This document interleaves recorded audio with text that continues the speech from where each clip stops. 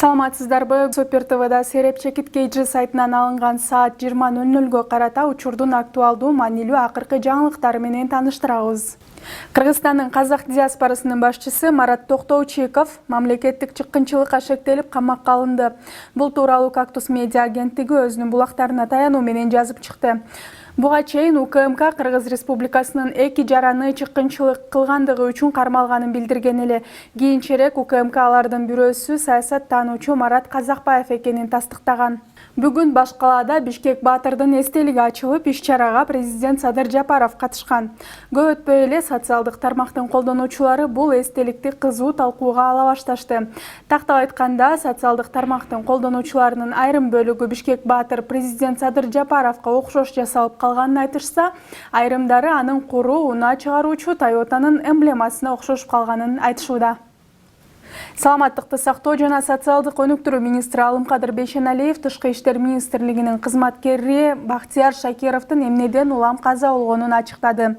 Анын айтымында Тышкы иштер министрлигинин консулдук кызмат департаментинин башчысынын орун басары Бактияр Шакиров анафилактикалык шоктон каза тапкан.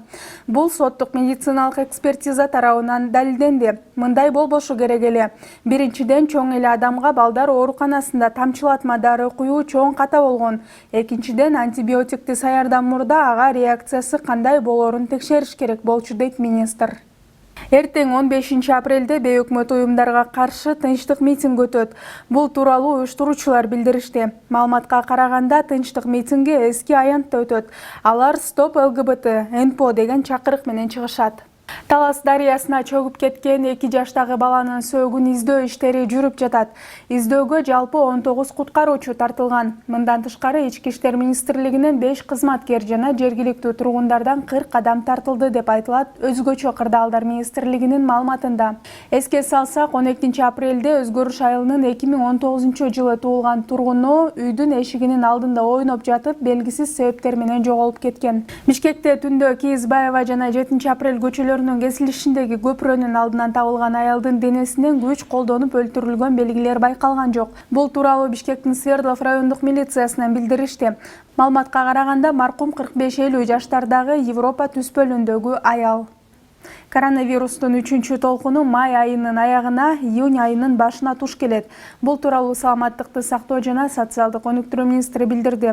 Анын айтымында, буга COVID-19 антителалары 8 айдан 1 жылга чейин созулгандыгы себеп. Калктын негизги бөлүгү коронавирус менен 2020 жылдын июнь-июль айларында ооруган. Айрымдары жеңил түрүндө ооруп, антителалары аз болгон. Алар алып жүрүүчү болуп саналат жана башкаларга жугушу мүмкүн, дейт Алымкадыр Бейшеналиев. Мындан тышкары, ал учурда коронавирустун 3-чү толкунуна даярдыктар жүрүп жатканын кошумчалады.